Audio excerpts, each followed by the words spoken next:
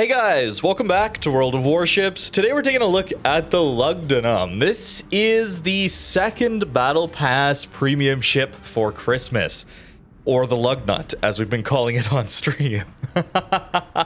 This one is much more fun, in my opinion, compared to the Teng. So what is it? It is a Lyon with a little bit worse guns in some ways, but you get insane secondaries. 16 guns, though, against a broadside cruiser? Yeah. Were you expecting a dev strike? No, no, no. We get overpens over here, at least when we aim properly. When it comes to these battle passes, though, you do have to wait until the 18th to actually get the second battle pass. And they're only available during their battle pass duration. This is a dockyard situation where you can complete it a little bit after. There's a hard cutoff here, so you got to be aware of that. Now we miss aim, we don't lead enough, and we get a Citadel. Oh, World of Warships, ensuring everybody is frustrated. That's a good stuff. That's good stuff. That's a good start. I will say, though, I had a lot of fun in this ship, despite this dispersion here or some of the issues with it. It's a very powerful ship. This at tier 7 maybe is better than the West Virginia 44. And when it comes to these battle passes, I was pretty hard on them in last video on the Teng. Certainly comparing it to last year's Christmas, this year's Christmas is very disappointing. But in a vacuum, if we ignore last year's Christmas, where Wargaming was very generous and gave us some ships, certainly Scharnhorst 43, 3,500 doubloons for Teng or 3,500 doubloons for Lugdunum is pretty good. Tier 7 battleship, interesting, unique tier 7 battleships like this. And that battle pass isn't too hard to complete. I've only played one day of this update so far, and in 2 games, I got to level 10 on the battle pass. And these ships are at level 11. So it's not too far to get these ships. If you buy the battle pass, you should get them. But compared to Scharnhorst 43, it's in the free track halfway through last year. It feels a little bad. But in a vacuum, I gotta say, if you're interested in these ships, Teng being a bit more of a mid-range battleship with that interesting accuracy spotter plane on Synop, and here with the Lugdunum, I think this one's more fun personally, but I like this in-your-face full-send playstyle more. I could see why someone would enjoy Teng a bit better. It's not bad. 3,500 doubloons isn't bad. I said in the comments of that Teng video that I would be a little more reasonable today, and there you have it. That's the more reasonable take, I suppose, or a more positive spin on it. These are both interesting ships, and Lugdunum is kind of crazy, actually. So let's talk a little more about what this ship does relative to Lyon and West Virginia 44. But first, the hull. It is Lyon hull here. We do have the same HP pool. We have the same speed, acceleration, rudder shift, turning radius, all that stuff is the same. We do get better concealment by a little over a kilometer, which is nice to have, certainly, although we're still tier 7, so we're spotted from pretty far away, and that's probably a good thing. Main guns are similar as well. You get 16 of these 340mm main guns, and they actually have a little better dispersion. Specifically, the Sigma is 1.6 Sigma versus 1.5. That's the tendency for the shells to go to the middle of your dispersion ellipse. The actual horizontal and vertical dispersion, which determines the size of that ellipse, is the exact same. So battleship dispersion, 1.6 Sigma, 16 guns. Where have we heard that before? Yeah, that's Colombo and Sicilia dispersion there with the similar Sigma there, 1.6. So you're going to notice the shells are a little bit better spread than the Lyon would be, but not by too much, I would say. Still going to be a bit of a shotgun, but 16 shells should make up for the relatively poor Sigma. We have a 25-second reload instead of a 30-second reload on Lyon. Sounds like it's just straight up better. And there's some downsides, okay? So your range is a little over a kilometer worse. Not a huge deal in a ship where you want to be pushing. And your shells are quite a bit worse. That's going to be the downside here. So 5-second better reload, but you only have 7,800 alpha damage on the AP relative to 9,500 on the Lyon. So you're missing alpha damage here, as well as pen. So the pen goes down by almost 100 millimeters at mid-range. Against cruisers, that doesn't make a big difference, but against battleships, you may notice that at mid-range. In fact, it might be better against cruisers. So you have less pen, less likely to overpen, although we still saw those overpens early. But into that Weimar, we got ourselves a pretty nice salvo. And full sending like this, yeah, I think you've already noticed the secondaries. We'll get there in a second. The HE shells are a little bit worse too, but not by as much. 4,700 alpha on Lyon HE shells, 4,100 on the Lugdunum. So actually the HE DPM is going to be better, as well as your fires per minute. 24% fire chance here on Lugdunum versus 26% on Lyon. But I don't think you're necessarily going to be wanting to spam the HE, because I think you want to run IFHE secondaries on this ship. They do immense damage, and this is where we got to start comparing not to Lyon, but to West Virginia 44. One of the best secondary brawling battleships tier for tier in the game. It is absolutely a powerhouse at tier 7, and Lugdunum, well, it rivals it. It certainly rivals it. It's got almost the exact same hitting DPM on the secondaries at 9 kilometers. 9.5 kilometer secondary range here, the same as West Virginia 44. We have 53,000 secondary hitting DPM on the Lugdunum. West Virginia 44 has 53,600. Yeah, that's pretty good. That's pretty good. We also got to mention that Lugdunum secondary firing angles are 23 degrees forward to get everything and 25 degrees backwards to get everything. So you're perfectly well angled while shooting all of these secondaries. They pen 22 millimeters base. With IFHE, you pen 27 millimeters. The reason that's important is at tier 6 and below, battleship armor tends to be 26 millimeters. Sorry, tier 7 and below. It's 26 millimeters of armor. So full penning that means you absolutely melt more standard battleships. Maybe not the Agincourt there, but I mean, the main guns finished them off pretty well there. Although I should mention 42 degrees for the main guns. You got to show a lot of broadside to shoot the main guns. But your secondaries, they will fire almost at any angle. It's very, very good stuff. In fact, it's much better than West Virginia 44 when it comes to secondary angles, which has 30 degrees is what the West Virginia 44 has to give to shoot all of its secondaries. So that's pretty insane. West Virginia 44 already had some of the best secondaries in the game at its, tier for tier. And these are probably even a little bit better. In fact, if we take a look at any battleship in the game, all of them, Lugdunum will have the 9th best secondary hitting DPM out of all of them, including tier 10, super ships, everything. Agincourt, though, is actually best. That one, though, has some of the worst secondary firing angles. So some issues there. Lugdunum also full pens most battleships at its tier, which a lot of these higher DPM secondaries don't necessarily have. Things like Petrie, Navarin don't necessarily full pen. Schlieffen does, of course. It shows as 10th best, but that's because Iwami and Iwami B are above it. So I count those as one ship. We're going to do some okay damage with our main guns, but I'm going to spoil it a little bit. Our secondaries did about 10,000 damage to that T-61 in that short period of time. It's wild. It's absolutely wild what these secondaries do. And it's faster and better armored than a West Virginia 44 as well. That's maybe the key difference. West Virginia 44 is incredibly slow.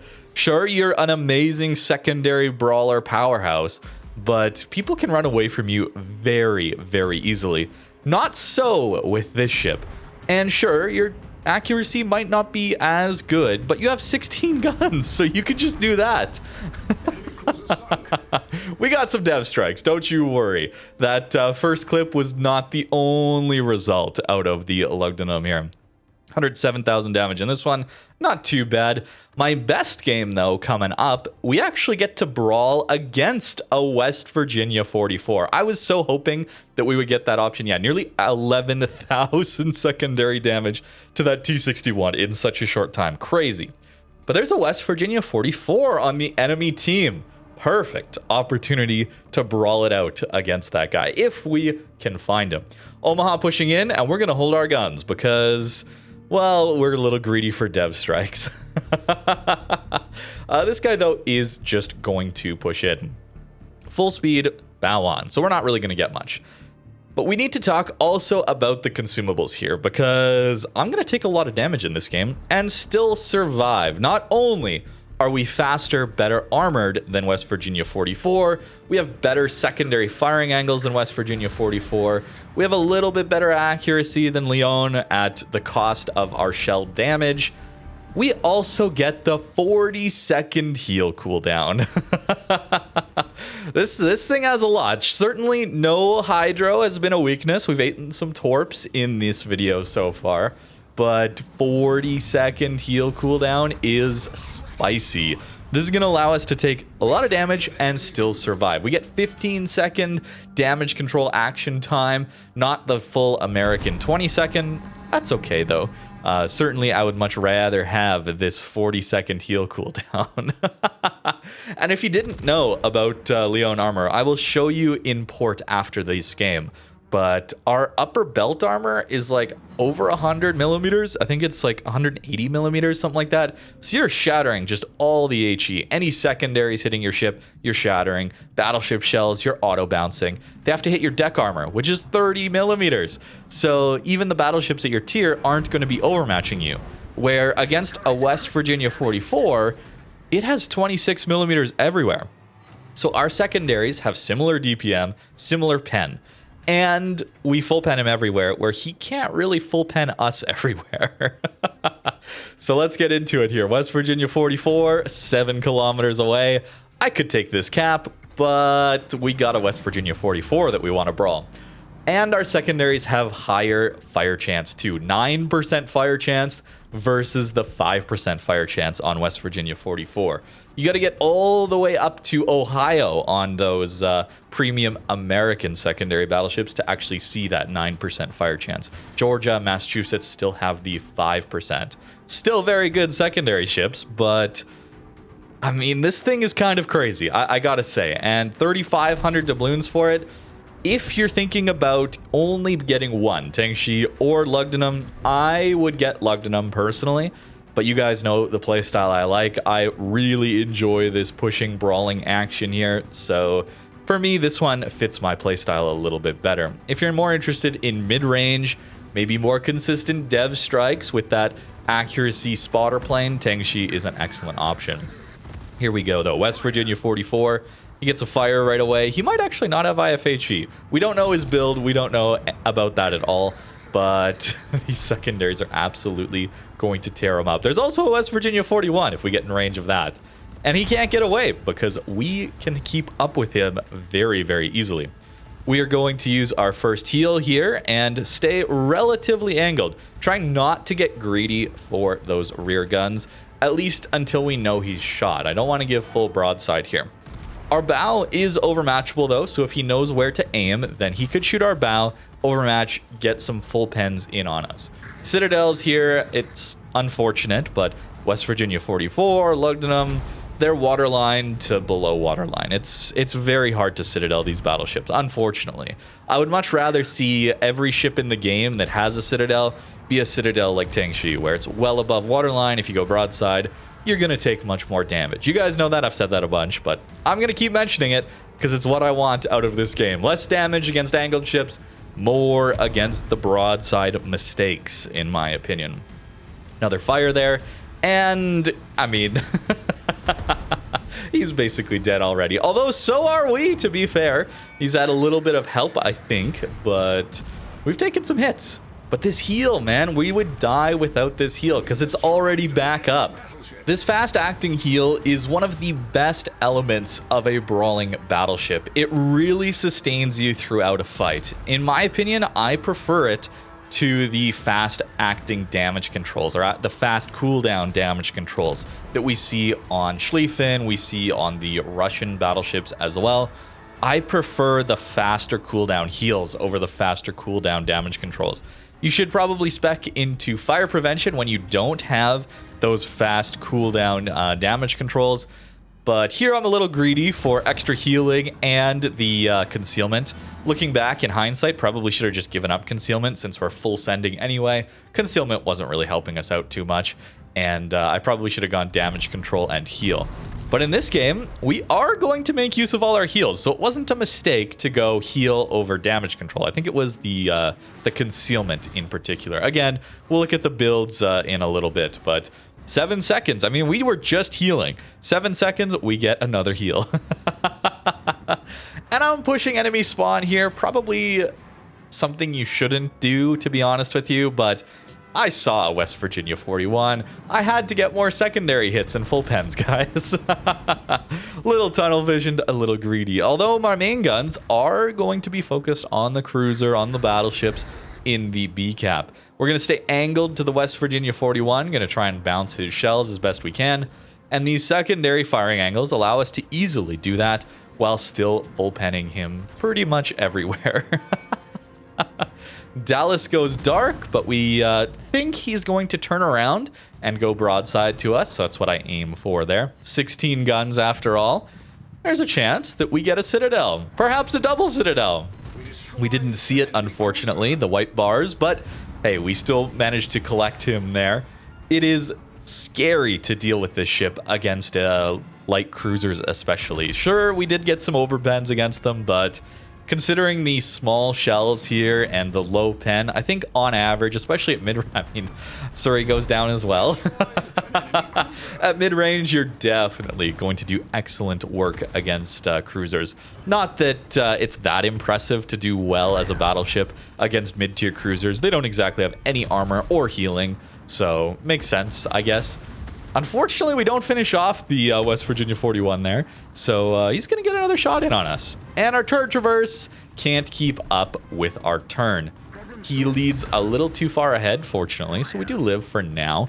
But there's some downsides to this ship, but they're manageable. Turret traverse is manageable with pre-turning turrets, keeping focus on what you want to aim for or planning ahead for what you want to aim for. And here we get a double fire after our damage control, so we are going to go down. Take one more blind shot in on the destroyer and hit him. We have a shotgun, so it makes sense. Can pretty well saturate that smoke. 170,000 damage, and our teammates clutch up and do win this game for us. This ship is crazy, man. This ship is to be considered even close, even maybe better than a West Virginia 44 in a secondary brawling scenario. And to have 16 guns with better Sigma than the Tech Tree Lyon counterpart. Sure, worse shells, but 5% better, 5-second better reload too. This ship is crazy. Absolutely wild that this is what they added. And just look at that secondary damage. Of course, we're fighting against battleships we full pen, but it's extreme, the power level here. So back to this port we go, and now that I have more experience with it, I'm a little more disappointed in this port and this Christmas event, I gotta say. But we'll talk about that after we talk about the ship and its build and all the armor. Still disappointed that we lose the battle equipment screen when we go to actually look at this ship. We still, fortunately, can access the builds. So this is what I was running here, at least on the commander. Wanted to keep our secondaries alive. I wanted to pen 27 millimeters of armor, still with a 5.5% fire chance with IFHE here. And we do take secondaries, of course. We're taking things like Adrenaline Rush. You know, I mean, 2 million potential damage is pretty hard to get, but you could maybe go Fire Prevention, Conceal, and Improved Repair Party Readiness to maybe get the 5th heal. But I think for me, I'll probably swap Concealment over to Fire Prevention. It's already pretty good. I mean, 12-7 is great. So tier 7, we don't really need too much better detection than what the 14 it would be. 13, 14, something like that. Still very, very solid. AA is not really worth talking about, I would say. Airstrikes, at least we do get the 9 kilometers of range. I think West Virginia 44 does as well, but something like Massachusetts still has 5 kilometers, so you can't count on that extra range. But no hydro certainly is a weak point of a ship that wants to be pushing in. 28.4 knots, kind of crazy, and I'm taking rudder shift as well, since the guns have terrible firing angles, not the secondaries, but the main guns. So I want to be quick to swing out, fire the guns, but then quick to angle back in is the idea there. The fast cooldown on the heels is going to help me against the fire duration without taking fire prevention, not fire prevention, but the fire time reduction skills. 180 millimeter upper belt. Yeah, the HE is just going to shatter straight up. 30 mil deck armor in some places, still some 26, and then the 26 mil bow. But yes, there is an icebreaker as well. It's very well armored, especially if we look at the West Virginia 44. Pretty big difference there. 26 everywhere. I mean, there's a bit of 35, but that is a chonky ship. I suppose you have 31 in the back here, but you can understand why we absolutely melted this guy, even though our secondaries have similar DPM, accuracy, and pen if you take the full IFHE build. Lugdunum is just better armored. It's got better firing angles on the secondaries. It's faster. There's a lot to this one. There's definitely a lot to this one. And equipment-wise here, yeah, I found steering gears to be pretty good. Maybe prop mod would help me dodge some torpedoes a little bit more when I'm slow speed. But fire damage control system here feels like we can counter that with just spamming our heals a little bit more and more often, because we do get them back so quickly. But this was the build I was looking at. I didn't find like I was losing that many secondaries, so maybe not auxiliary armaments required. But if you lose a lot of your secondaries, then definitely go auxiliary armaments. I didn't lose my main guns really at all in at least the few games that I played. But Lugdunum, excellent ship, man. Absolutely wild power level on this one. Teng is also pretty good. I didn't enjoy this one quite as much personally, but it's still very strong, don't get me wrong. And both great options. 3,500 doubloons for 2 days of playing the game to actually get them in their respective battle passes. You got 3 weeks to do that for each one. That's not bad. That's not bad. In a vacuum, it's not bad. I'm still looking for the value. Where's the Christmas present, Wargaming? That's my complaint when I compare it to last year. That's what I'm looking for. Or what if we compare it to their other game? This Christmas tree, if you've played World of Tanks, which I haven't, so I might be wrong here, looks a lot like the festive events or festive air. I don't even know what they called it. But as you decorate the tree or get more festive stuff in World of Tanks, I believe, I mean, this is what people were saying on the stream, was you got XP credit buffs just across the board to any games you were playing over the Christmas holidays. And what do we get for decorating this tree, you might ask? You get a day of premium. Once you've decorated the whole tree, you get a small Santa container and one camo that is a perma camo, but not a fancy one that you can link to any ship. That's a little sad, man. That's that's a little disappointing, I ain't gonna lie, especially when extra credits, extra XP would be a beautiful thing to have while this dockyard is going on. And I missed this in trying to give a more positive example of what Wargaming has done in a consistent manner, which was the dockyard. You got a mid-tier premium. It was a reasonable cost up front with the expectation you were going to have to grind for a while to actually get the ship. But it was a reasonable grind. The Puerto Rico was a terrible start to it, but they fixed it, right? Well, look what I missed.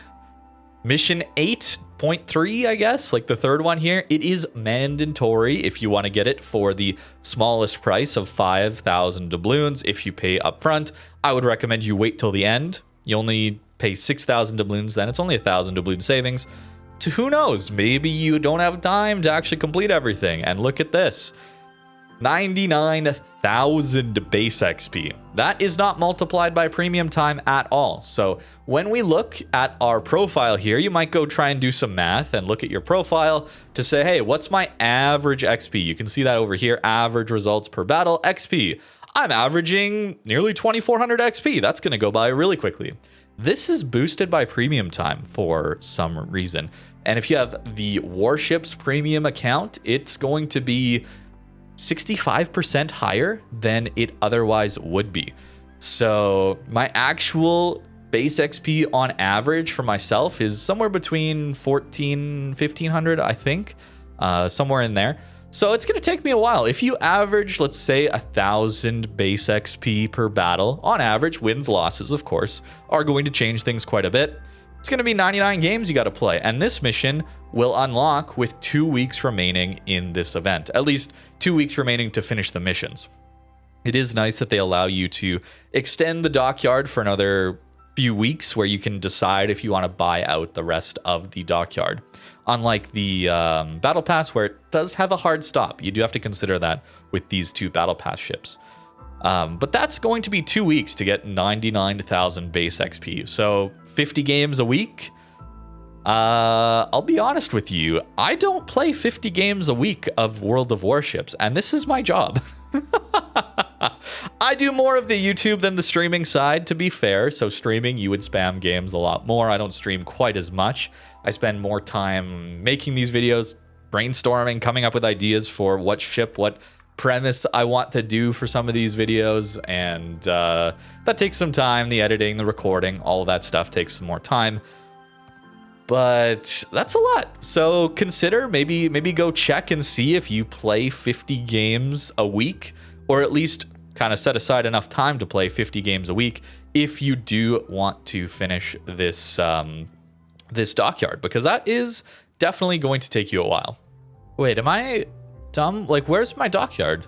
I wanted to go show you guys. Wait, do I have to go here? Armory dockyard? No. What's going on? The port is a little bugged, I guess. Okay, what if we go to a different port? What if we go to a different port? This port, man. Okay, now we get Wonders of the Arctic. Do we see unlock access level 10? What? Do I not have access level 10? I've played this game a long time. Wargaming, hello? Wait. Yeah, we're maxed out. Hello? What is going on? Yeah, okay. How hard do I go in on this, man? It feels... This is a beautiful port, okay? This is a beautiful port. I really like it. I mean, if we're nitpicking, some of the shadowing and stuff, like some of the reflections are not very well done. Like, a lot of this isn't very grounded in the scene. That's nitpicking, okay? Whatever. Who cares? Doesn't really matter. But where's the Christmas value event? Where's the, hey, here's the gift to the players? My remaining hope is on gift or advent calendar, I suppose, because this Christmas tree is quite disappointing, especially now that I've been told, hopefully accurately, what the World of Tanks event was like when you're decorating the Christmas tree. This is a far cry from what that is, and this port is just lacking so much in UI and usability. Click on your ship, you just cannot go into battle. Why? I don't want to get too critical of this, because they obviously put a lot of time into making this port look nice, but I just still don't get it, man. I don't know. This Christmas is pretty disappointing to me. Why is this not clearly laid out as gold or premium, right? Like, it's only available on the premium track. Why is this at level 11 white similar to this level 11? You can get this, the commander, as well as this destruction effect in the free part of the battle pass. So it makes sense that it would be silver or white, silver being the designation for non-premium rewards. In this game, everything that's premium is gold. We just have gold everywhere. That's just very standard across the board. Why is this not like a more gold shiny border? Why is the background not different? Why is the level 11 not gold to signify that it's a premium reward? This is nitpicking, but it's all to do with the clarity of the event. Wargaming could learn to communicate much, much better through their port, through their UI. It seems simple to me, but maybe it isn't. I don't know. I feel like it should be simpler. And I keep waiting for going in and out of this to have my dockyard come up, but I can't even show you the ship or the tier 5 that comes along with it. Maybe, I guess I might have it here in port, but that's another disappointment. We do have a much lower tier premium ship available in the dockyard. So my using it as a good, consistent example, Wargaming's pushing it a little bit this Christmas, where they're giving us a much lower tier premium partway through that you can earn for free, and the final mission is quite a bit more difficult to grind out at the end. So they're pushing the Dockyard a little bit less value, in my opinion, even though Njord is excellent fun. That's a very fun ship. Played it a little bit with the buffs. Probably a video coming up on that soon-ish, but very, very fun ship.